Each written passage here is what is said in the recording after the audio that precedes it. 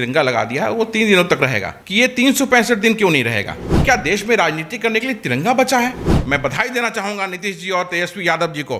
भारत में जो लोकतंत्र की हत्या हो रही है उसमें बदलाव की तरफ एक बड़ा कदम साबित होने जा रहा है। जो देश के प्रधानमंत्री है वो कोई आरएसएस के प्रधानमंत्री नहीं है या किसी एक पार्टी के प्रधानमंत्री नहीं है।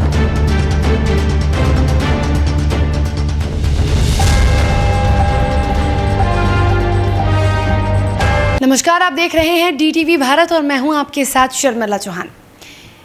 इन दिनों हर घर तिरंगा अभियान चल रहा है। ये अभियान है भारतीय जनता पार्टी का, जो कि अमृत महोत्सव के उपलक्ष्य में भी मनाया जा रहा है। लेकिन कई ऐसी पार्टियां हैं जिन्हें ये अभियान पसंद नहीं है। उसके पीछे भी बहुत सारे कारण हैं क्यों ये अभियान पसंद नहीं है और क्या ये अभियान राष्ट्रभक्त या देशभक्ति को दर्शाता है। बहुत सारी ऐसी वजहें हैं और बहुत सारे ऐसे मुद्दे हैं जो विपक्ष अब लगातार उठा रही है और इस अभियान पर सवाल खड़े कर रही है।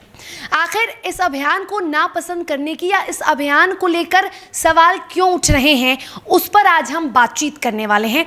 और आज उस खास बातचीत में हमारे साथ हैं कांग्रेस के प्रदेश प्रवक्ता एससी विंग के आदित्य पासवान जी। सर, लगातार जब से बीजेपी ने इस मुहिम की शुरुआत की है, पहले तिरंगा यात्रा और अब हर घर तिरंगा अभियान, इसको लेकर बहुत सारे सवाल उठे। कांग्रेस के कई नेताओं ने उठाया, महबूबा मुफ्ती ने भी उठाया इस सवाल को। आखिर सवाल क्यों उठ रहे हैं और कई ऐसी पार्टियां हैं जो इस अभियान को पसंद नहीं कर रही है, इसके पीछे क्या वजह है?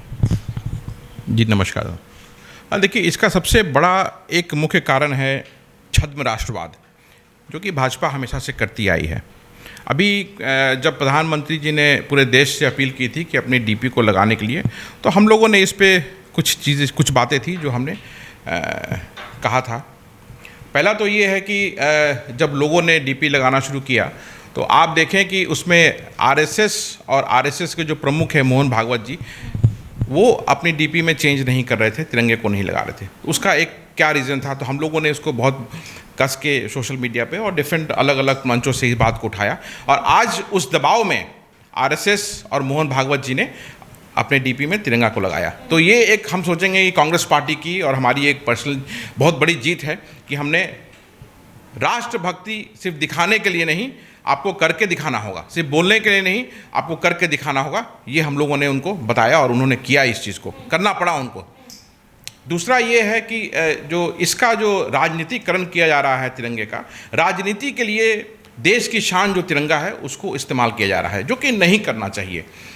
अब देखिए, आज तिरंगा यात्रा निकाली जा रही है। हमें याद है जब हम लोग छोटे थे, छात्र जीवन में थे, या अभी भी मेरे ख्याल से ज़रूर होता होगा, प्रभात फेरियाँ स्वतंत्रता दिवस के पहले और गणतंत्र दिवस के पहले हमेशा से निकलते रही हैं। तो आज उसको लेकर के उसकी राजनीति क्यों उस पर की जा रही है? क्या देश में राजनीति करने के लिए तिरंगा बचा है? मैं आपके माध्यम से अपने भाजपा के मित्रों और लोगों से पूछना चाहता हूँ, क्या देश में राजनीति करने के लिए अब इनके पास तिरंगा ही मुद्दा बचा है? देश में मुद्दों की कमी नहीं है, देश परेशान है। आज देश में महंगाई का सबसे बड़ा मुद्दा है, जिससे कि आज हर भारतीय उससे परेशान है, उसका समाधान निकालना चाहिए। तिरंगा की शान आन बान के लिए हम अपना जीवन देने को तैयार रहते हैं और इस पे आप राजनीतिकरण कर रहे हैं। अब आप देखें कि आरएसएस का विरोध क्यों किया जाता है। 1967 में जो आरएसएस के दूसरे चीफ थे गोलवलकर, उन्होंने अपनी किताब बंच ऑफ थॉट्स में लिखा था, मैं आपको पढ़ के सुनाता हूँ वो, और ये डॉक्यूमेंटेड है, ये इसको चेक किया जा सकता है। उसमें लिखा है उन्हें कि जो हमारा तिरंगा है, जो उसके जो 3 रंग हैं वो डिफरेंट कैरेक्टरिस्टिक्स को डिफाइन करते हैं। और उसके बारे में, तिरंगे के बारे में गोलवलकर साहब ने लिखा है कि flag is not inspired by any national vision और truth based on our national history and heritage. और उसमें आगे फिर उन्होंने लिखे हैं कि a flag having 3 colours will certainly produce a very bad psychological effect and injurious to your country। तो आप देखिए इससे कि आरएसएस की क्या सोच है अपने देश के प्रति। और उसका दूसरा प्रमाण ये है कि जब अंग्रेजों भारत छोड़ो आंदोलन की शुरुआत हुई थी तो उसमें हिंदू महासभा और आरएसएस ने उससे अपने आप को अलग कर दिया था। तो ये सब क्या दर्शाता है?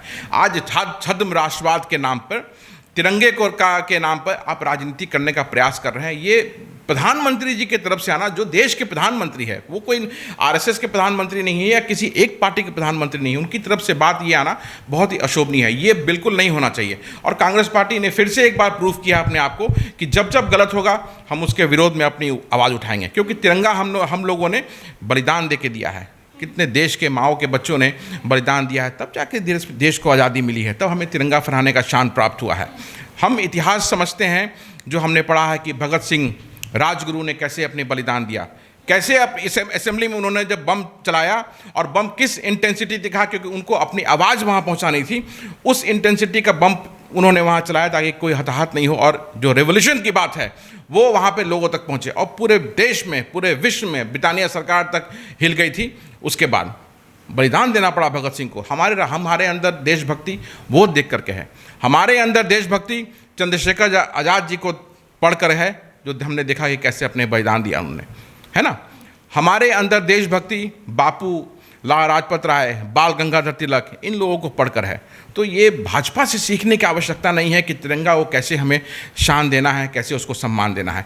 तो ये आज जो तिरंगे के नाम पे राजनीति देश में हो रही है, ये बिल्कुल नहीं होनी चाहिए और इसे बंद करें। हमारा आपके माध्यम से देश के बच्चों से अपील है कि व्हाट्सएप पे जो इतिहास पढ़ाया जाता है उसको ना पढ़ें, इतिहास के पन्नों पे जाएं, देखें, पढ़ें कि भारत को आज़ादी जो है वो कैसे मिली, है ना। और आप देखिए, आप कुछ दिनों पहले कांग्रेस ने एक प्रदर्शन किया था जिसमें सब लोगों ने काले कपड़े पहने थे। अब उसमें प्रधानमंत्री जी कहते हैं काले कपड़े पहनने पर कि ब्लैक मैजिक में कांग्रेस विश्वास करती है। मतलब ये एक हंसने वाली ही बात है, अशोभनीय भी है और दुखदायी बात भी है कि आप एक तरफ तो बात करते हैं साइंस एंड टेक्नोलॉजी की, आप एक तरफ बात करते हैं मुखर रूप से कि भारत कैसे आत्मनिर्भर है हर चीज़ में आगे बढ़ के, और आप ब्लैक मैजिक की बात कर रहे हैं। क्या संदेश देना चाह रहे हैं आप भारत के बच्चों को, क्या आप सिखाएंगे भारत के बच्चों को? तो ये समझने की जरूरत आज के युवा पीढ़ी को है, भारत के हर व्यक्ति को है कि किसके हाथ में सत्ता है और वो क्या बताना चाह रहा है, क्या दिखाना चाह रहा है और क्या हम देख रहे हैं, ये समझने की आवश्यकता है। क्या देख रहे हैं ये समझने की आवश्यकता है। अभी जो अभियान, एक और अभियान, एक तो तिरंगा अभियान हो गया, तिरंगा यात्रा, एक है हर घर तिरंगा लगाओ अभियान। उस अभियान की भी कांग्रेस ने निंदा की थी, कांग्रेस के कई नेताओं ने निंदा की थी। उसके पीछे क्या वजह है? देखिए, इसमें बड़ा एक इंटरेस्टिंग फैक्ट है, बड़ा प्रश्न, अच्छा प्रश्न आपने किया। आज सुबह ही मेरी किसी से बात हो रही थी, उन्होंने कहा कि मैंने अपने घर के बाहर में तिरंगा लगा दिया, वो 3 दिनों तक रहेगा। तो मैंने उनसे सीधा ये प्रश्न किया कि ये 365 दिन क्यों नहीं रहेगा? 365 दिन क्यों नहीं रहेगा? अगर आपको देशभक्ति दिखानी है, राष्ट्र के प्रति अपना प्रेम दिखाना है, तिरंगे के प्रति अपनी प्रतिबद्धता और इस सम्मान दिखानी है, तो वो 365 दिन आपके घर पे रहना चाहिए, घर के बाहर लगा रहना चाहिए। तो इस पे उनका कोई जवाब नहीं था। तो यही चीज़ है, आप देखिए कहाँ कौन सही है कौन गलत है, ये प्रत्यक्ष रूप से लोगों के सामने आ रहा है। और ये सब छोटी छोटी चीज़ें राजनीतिकरण करके इसका आप देश को गुमराह करने का प्रयास कर रहे हैं, और ये नहीं होना चाहिए।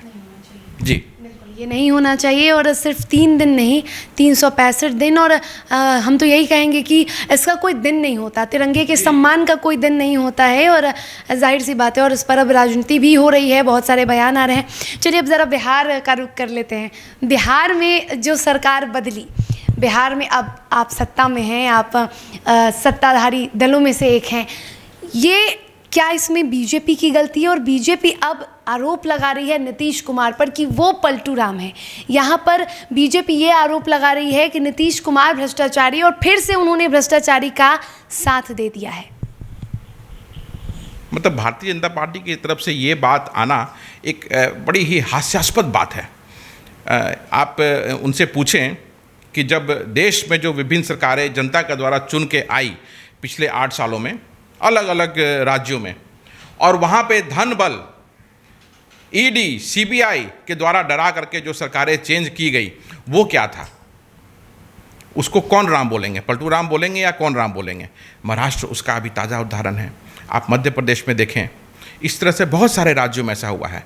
तो भाजपा को ये प्रश्न करने का ये प्रश्न करना ही नहीं चाहिए कि उस पर ये क्वेश्चन मार्क करें वो कि नीतीश जी ने पलटी मारा या दूसरे के साथ।